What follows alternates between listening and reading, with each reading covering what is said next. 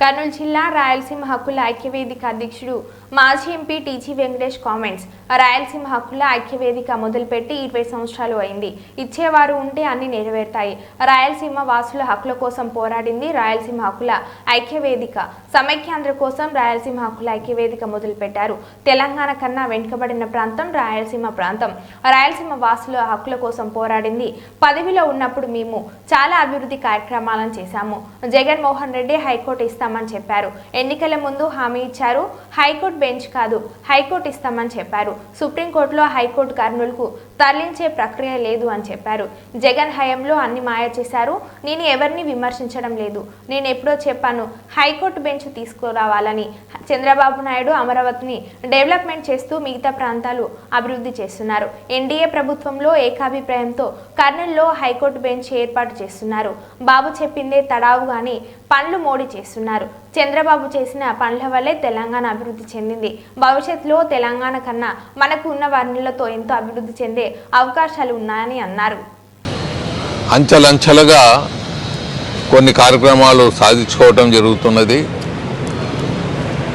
ఇచ్చే మహానుభావుడు ఉండాలి కానీ ఎంత పోరాటం చేసినా అది గాల్లోనే కలిసిపోతుంది. ఇచ్చే మహానుభావుడు చంద్రబాబు నాయుడు గారు వచ్చారు, కొన్ని కోరికలు తీర్చారు. ముఖ్యంగా చెప్పేది ఏమంటే రాయలసీమ హక్కుల ఐక్యవేదిక అనేది ఒక ప్రత్యేకత. ఇది ఒక హక్కుల కోసం పోరాడే సంస్థ.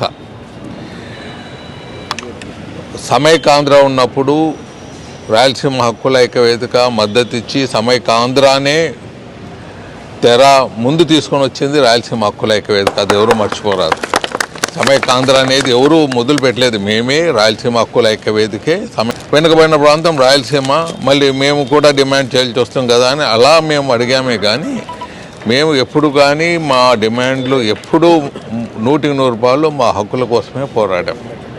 అందులో భాగంగా కొంతమంది అనొచ్చు, మీరు పదవిలో ఉన్నప్పుడు మీరు అజిటేషన్స్ ఉండవు కదా అని అంటారు. రాయలసీమ హక్కులు పదవిలో ఉన్నప్పుడు మనము ఇచ్చే పరిస్థితుల్లో ఉంటాం.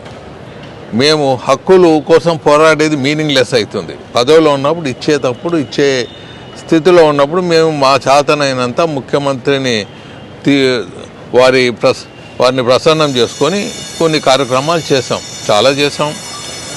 ఒక కర్నూలు జిల్లాలోనే చూస్తే రాయలసీమ యూనివర్సిటీ వచ్చేదానికి కానీ, ఉర్దూ యూనివర్సిటీ వచ్చేదానికి కానీ, ఎన్నో కేంద్ర ప్రభుత్వ కార్యాలయాల హక్కుల పోరాటంలో ఆయన ముందుకు వచ్చి రాయలసీమ ప్రాంతం వారికి తప్పకుండా హైకోర్టు బెంచ్ ఇస్తామని చెప్పడం జరిగింది.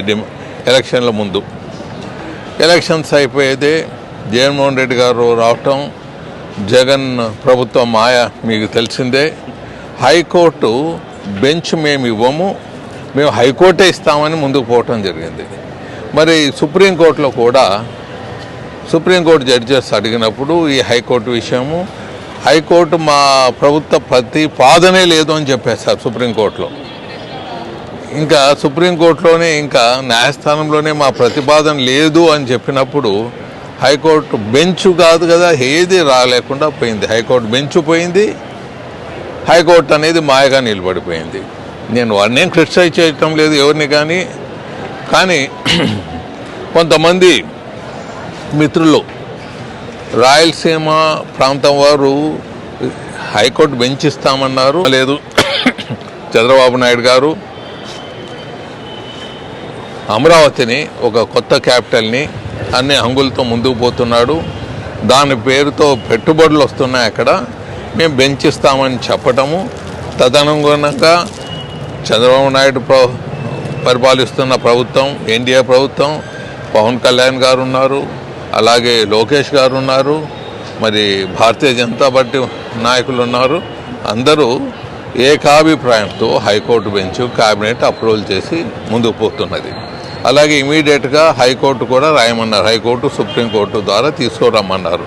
ఇక మోదీ గారు అయితే చంద్రబాబు గారి మీద ఎంత ప్రేమ అంటే ఆయన చెప్పింది తడవుగా ఏ కార్యక్రమం చేసేదానికి ముందుకు పోతున్నారు. సో దీంట్లో భాగంగా కొన్ని రాష్ట్ర కార్యాలయాలు ఇక్కడ ఉండేవి, అవి రాయలసీమ ప్రాంతంలో ఉండేవి తరలిస్తున్నారు కర్నూలు జిల్లాలో అని ఒక రూమర్స్ రావటం, అదేదో ప్రతిపాదనలు కొన్ని అఫీషియల్స్ పాత అజెండా పట్టుకొని పోవటం, చంద్రబాబు నాయుడు దృష్టికి భరత్ తీసుకుపోవటం, హైకోర్టు బెంచు మంత్రి అయ్యేదే భరత్ ఫస్ట్ డిమాండ్ చేసింది మాకు హైకోర్టు బెంచ్ ఇవ్వండి, మాకు కొన్ని కార్యాలయాలు ఇలాగే ఉంచండి అని చెప్పటం, భరత్ ముందుకు పోవటం, భరత్